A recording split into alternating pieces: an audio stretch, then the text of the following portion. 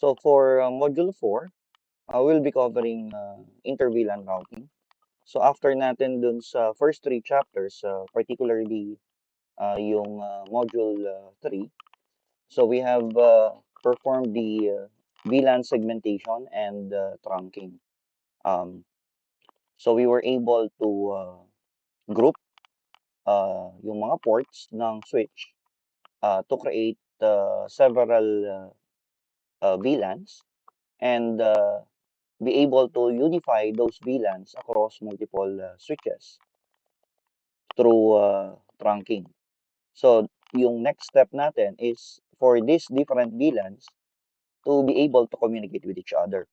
Now remember, ang VLAN is equivalent to a network or a subnet. No? Kaya during your quiz, we have assigned VLAN 10, 20, 30, and 40 as our VLAN segmentation. Then for each of these VLAN, we have assigned a subnet of an original network. No? Kaya for network A, nag-assign tayo ng for VLAN 10, nag-assign tayo ng network A. For VLAN 20, nag-assign tayo ng network B, and so on. So again, each of these VLAN represents a network. And kapag if there is a need for these different networks to be able to communicate with each other, so kailangan natin ng routing. So sa routing, it is already layer 3. And if you already know that yung operation ng switch, which is frame forwarding, sits at the level 2 of the OSI layer. Ngayon, if meron ng inter-network communication, so kailangan natin ng bagong device that sits at the layer 3 of the OSI model. And ito yung router. So, papasok na tayo ng routing. Now, let me go through the slides since I will not be able to meet you this week. That's why I have created a recording just to give you a brief discussion of the next chapters. So because yung coverage ng midterm exam natin is from Module 1 to Module 6. So and what remains dun sa discussion natin is Chapter 4 or Module 4, which is inter-VLAN. For Module 5, it's just STP. So yung STP kasi it's running by default sa mga switches, no? Kaya there is no configuration pagdating sa Module 5. The only activity there is an observation activity, and later on I will be uploading a instructional video for spanning tree protocol. So again, you do not need to configure STP to run. So it is running by default, especially sa mga Cisco switches. No, kaya I will no longer discuss yung chapter 5 and but it will be included in the midterm exam. So sa midterm exam naman, again, the coverage is Module 1 to Module 6. Pero for the written midterm exam for next week, it will be multiple choice. So I think it's kundi 80 points, it's 100 points. Pero lahat ay multiple choice. So you have choices from A to D, and you have a 25% chance to get the correct answer. So pagbalik ko next week or next week, so saka na lang natin iset yung midterm laboratory exam ninyo. So i-cover muna natin yung activity, especially for Module 4 kasi meron akong i-assign na asynchronous activity na tatlo. By the way, I have already uploaded lahat ng activity sa MS Teams. So that includes all packet tracer activity from Module 1 up to the very last module. No, kaya ilalagay ko na lang kung anong number ng module ang isa-submit ninyo through Google Forms. So pero yung deadline nun since wala ako this week and we'll have yung departmentalized midterm exam the following week.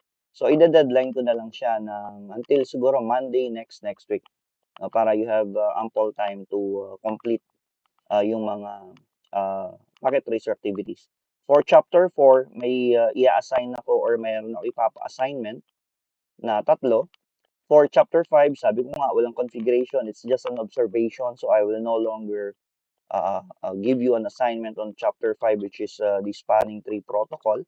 And for the module 6, we have Ether channel.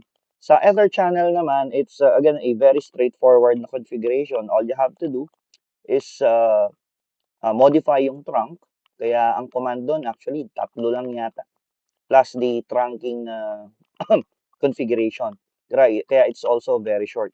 Kaya after ng chapter 4, pag na-introduce ko na sa inyo yung inter-VLAN routing and yung router on a stick, so pupunta na tayo sa Ether channel. Okay?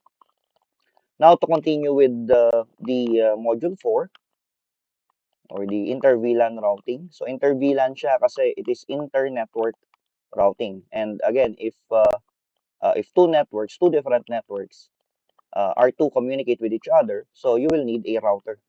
So at least a port ng router. So in the legacy setup, so kasi meron tayong traditional, no? Although this is no longer practice kasi nga masyadong magastos pagdating sa port ng router, no? But just to show you on how the legacy inter-VLAN routing or yung old method. So what happens is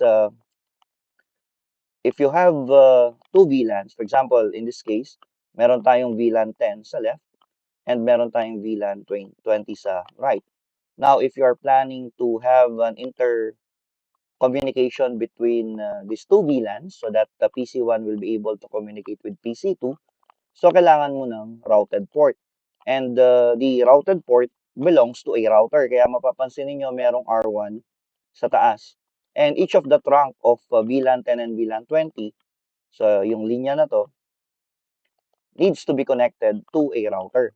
And you will also notice na merong gateway that needs to be assigned dun sa interface ng router so that yung mga frames exiting from VLAN 10 will be able to be routed to VLAN 20. And again, yung routing can only be done by a router. Now, since this is the legacy setup, so each VLAN will require at least one port or one physical port ng router. So, ibig sabihin, for example, dun sa quiz natin, kung apat yung VLAN, then you would have 4 networks and each network will require one port ng router. Ay yung mga router natin usually tatlo lang yung port, no? At minimum.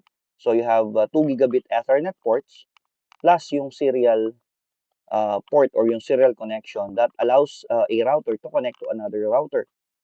So what's left is yung 2 gigabit Ethernet. Kaya yung port ng router, so mapapansin niyo pag gigabit port siya and it belongs to a router, so tatlo yung number na nakalagay. So in this case, it is G0/0/0, yung one of the ports, and the other one is G0/0/1. Okay.